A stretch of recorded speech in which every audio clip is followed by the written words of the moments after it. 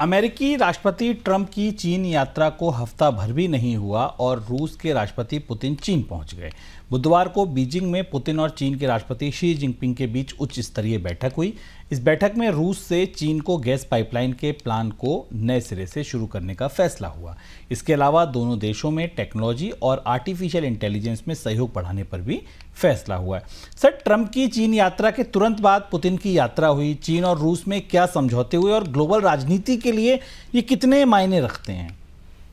ये थोड़ी अप्रत्याशित यात्रा थी, इसकी चर्चा नहीं थी। ये नहीं माना जा रहा था कि पुतिन की कोई यात्रा प्रस्तावित है चीन में, लेकिन पुतिन अचानक चीन पहुंचे और जो दो तरीके के संकेत इस यात्रा से निकले, एक तो ग्लोबल राजनीति के लिए और दूसरा ग्लोबल एनर्जी मार्केट के लिए।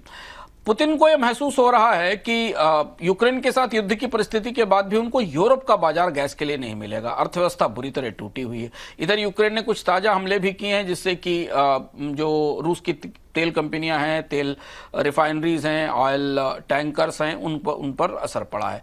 ऐसी स्थिति में रूस को अपनी अर्थव्यवस्था को खड़ा रखने के लिए एक बड़ा ग्राहक चाहिए और वो चीन सबसे बड़ा ग्राहक है।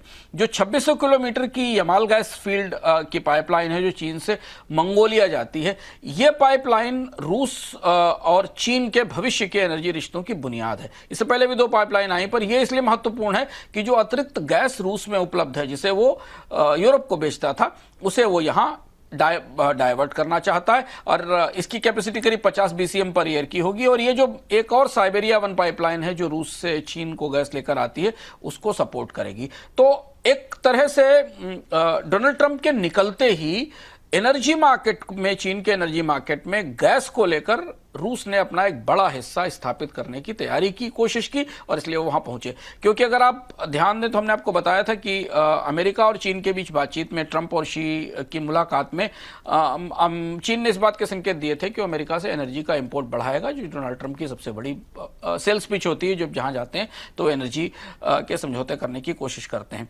तो पावर ऑफ साइबेरिया 2 जो पाइपलाइन है, जो यमल से आएगी, ये बीजिंग की वार्ताओं का सबसे महत्वपूर्ण हिस्सा थी। माना जा रहा है कि इसके जरिए चीन ने मदद की है रूस को, आर्थिक रूप से भी और भविष्य के में निवेश को लेकर भी। और रूस की इस समय सबसे बड़ी चिंता यह है कि उसके पास भविष्य का रेवेन्यू कैसे आएगा, क्योंकि गैस का और तेल का बाजार यूरोप का बंद हो रहा है। तो ये